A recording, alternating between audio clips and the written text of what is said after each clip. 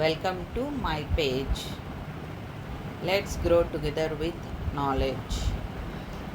ఇప్పుడు candle making దీంట్లో types of waxes నేర్చుకున్నాము. ఇప్పుడు లాస్ట్గా coconut wax versus soya wax గురించి కంపారిజన్ చేసుకుందాం. Soya wax versus coconut wax. ఇదేమో రెండు plant బేస్డే.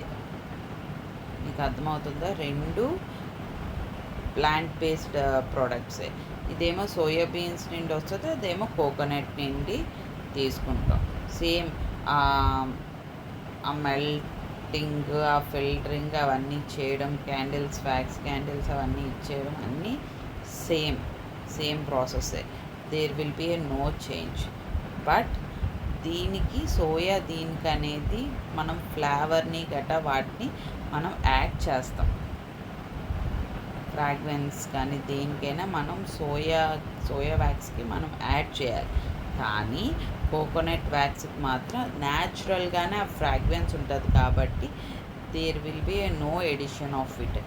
Gentle aroma of coconut అనేది హిట్ అయి ఉంటుంది. రెండిటికి సిమిలర్ ప్రాపర్టీస్, మ్యాక్స్ అన్నీ similar properties. There will be a no change in it. కానీ ఆ ప్రాసెస్ గట్ట కాకపోతే ఏంటంటే సోయా వ్యాక్స్కి కొంచెం మెల్టింగ్ పాయింట్ అనేది కంపేర్ టు కోకోనట్ వ్యాక్స్కి కొంచెం ఎక్కువ.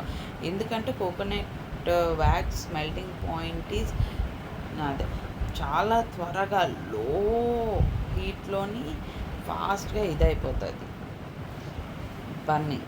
సో కాబట్టి అదొక్కటేను. మిగిలిన అన్నీను సేమ్ కంటైనర్స్, దీంట్లోకి వీటిలోకి వాటిలోకి. అండ్ ఖచ్చితంగా సోయా వ్యాక్స్ అనేది బ్లెండ్ చేయాలని చెప్తున్నాను ఫిల్లింగ్స్లోకి వాటిలోకిను. అది ఐ మీన్ బీ వ్యాక్స్ మనం కానీ రెడీ చేయాలి అని అనుకుంటే సోయా వ్యాక్స్ని ఎలా యాడ్ చేస్తాము, సేమ్ కోకోనట్ వ్యాక్స్ కూడా రెడీ చేయాలనుకున్నప్పుడు అదే వ్యాక్స్ క్యాండిల్ని రెడీ చేయాలనుకున్నప్పుడు కూడా సోయా వ్యాక్స్నైనా యాడ్ చేసుకోవచ్చు. ఇన్ కేస్ మీకు ఒక్కొక్కసారి ఇంకా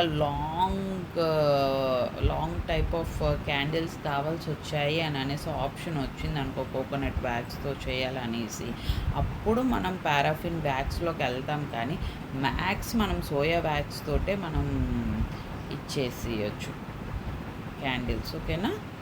మీకు ఇంకేమైనా డౌట్స్ ఏముంటే కామెంట్స్లో పెట్టండి. Please subscribe to my channel, like and share. Thank you so much.